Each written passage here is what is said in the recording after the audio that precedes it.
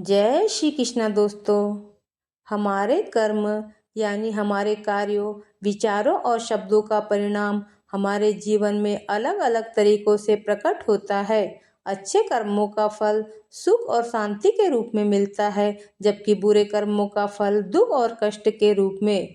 वर्तमान जीवन में हमारे द्वारा किए गए कर्मों का फल हमें इसी जीवन में भी मिलता है। अच्छे कर्म करने से हमें खुशी, सफलता और संतुष्टि का अनुभव होता है, जबकि बुरे कर्मों से हमें दुख, असफलता और निराशा का सामना करना पड़ सकता है। भविष्य के जीवन में कर्मों का फल केवल इसी जीवन तक सीमित नहीं है, बल्कि यह हमारे अगले जन्मों को भी प्रभावित करता है। अच्छे कर्म हमें अगले जन्मों में उच्चतर योनियों में जन्म लेने में मदद करते हैं, जबकि बुरे कर्म हमें निम्नतर योनियों में जन्म लेने के लिए प्रेरित करते हैं। घटनाओं के रूप में हमारे जीवन में आने वाली घटनाएं भी हमारे कर्मों का परिणाम होती है। अच्छे कर्मों के कारण हमें सुखद और अनुकूल परिस्थितियां मिलती है, जबकि बुरे कर्मों के कारण हमें दुखद और प्रतिकूल परिस्थितियां मिलती है।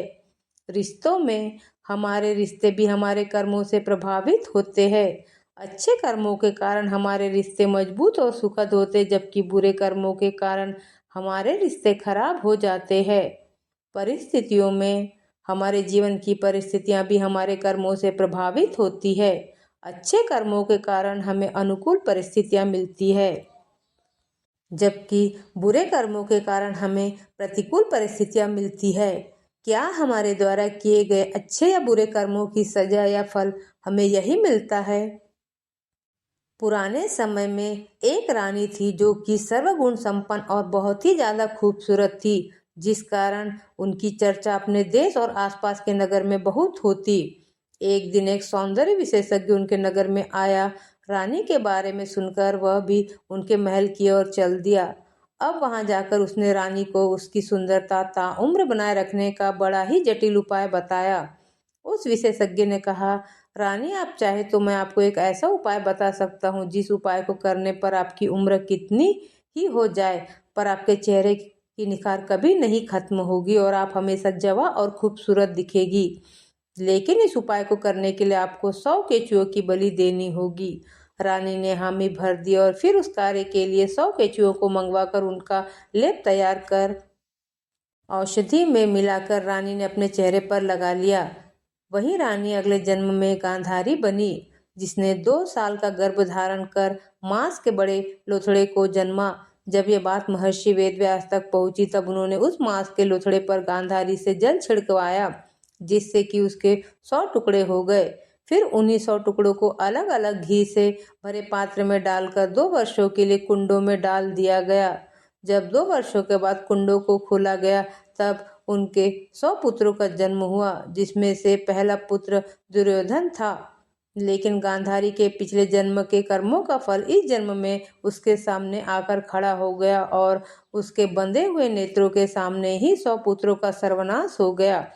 हमारे द्वारा किए गए अच्छे बुरे कर्मों का फल हमें इसी धरती पर मिलता है। जब किसी व्यक्ति के साथ हम अच्छा करते हैं, तब वही चीज हमें कहीं न कहीं समय आने पर बढ़कर मिलती है, और जब बुरा करते हैं तब वही चीज उसे कहीं ज्यादा बुरे रूप में सामने आती है।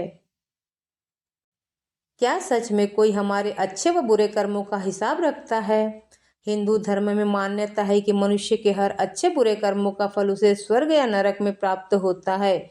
इन अच्छे बुरे कर्मों का हिसाब यमलोक में चित्रगुप्त की पुस्तक में अंकित होता है। ये बात तो लगभग सभी जानते हैं, लेकिन ये बात बहुत कम लोग जानते हैं कि मनुष्यों द्वारा किए गए अच्छे बुरे कर्मों के बारे में चित्रगुप्त को कौन बताता है। गरुड़ पुराण में इस बारे में बताया गया है। ये जानकारी इस प्रकार है।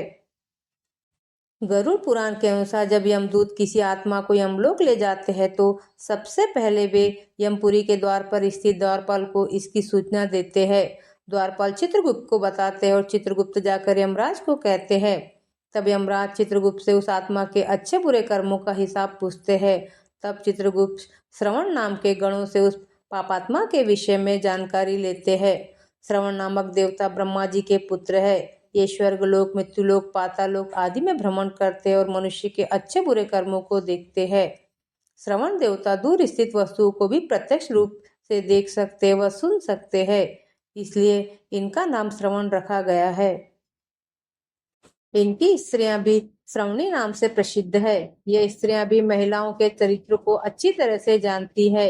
इस संसार में जो प्राणी अच्छे या बुरे कर्म सबके सामने या गुप्त रूप से करते हैं, उसको श्रवण नाम के देवगण चित्रगुप्त से कहते हैं, और स्त्रियों के चरित्र को श्रवण गण की श्रवणी नामक स्त्रियां चित्रगुप्त से कहती है। श्रवण व श्रवणी ये सब धर्मराज के दूत है। लोगों के मन और वचन से किए गए अच्छे बुरे कर्मों को जानते हैं। मनुष्य और देवताओं के तत्व को जानने की श्रवण देवता को शक्ति है। वह सत्यवादी श्रवण मनुष्यों के किए हुए सभी कार्यों को चित्रगुप्त को बतलाते हैं। व्रत, दान, सत्य पालन आदि से कोई भी पुरुष श्रवण को प्रसन्न करे तो श्रवण गण उस मनुष्य को स्वर्ग तथा मोक्ष देने वाले हो जाते हैं। सत्य बोलने वाले धर्मराज के श्रवण नामक दूत पापी पुरुषों के पाप को जानकर यमराज से कह देते हैं। तब यमराज पापियों को दंड देते हैं। कर्मों से बचने का उपाय। कर्मों के फल से बचने का एकमात्र उपाय है कि हम अच्छे कर्म करें और बुरे कर्मों से बचें। अच्छे कर्मों में सच्चाई, दया, परोपकार, दान और ईमानदारी शामिल है। जब हम अच्छे कर्म करते हैं तो हम अपने जीवन को सकारात्मक रूप से प्रभावित करते हैं और अपने भविष्य को भी बेहतर बनाते हैं। अंत में यही निष्कर्ष निकलता है कि हमारे कर्म हमारे जीवन को हर तरह से प्रभावित करते हैं। अच्छे कर्म हमें सुख और शांति प्रदान करते हैं, जबकि बुरे कर्म हमें दुख और कष्ट देते हैं। इसलिए यह महत्वपूर्ण है कि हम हमेशा अच्छे कर्म करें और बुरे कर्मों से बचें। अगर आपको हमारे द्वारा दी गई जानकारी अच्छी लगी तो वीडियो को लाइक और सब्सक्राइब करना न भूलें। जय श्री कृष्णा।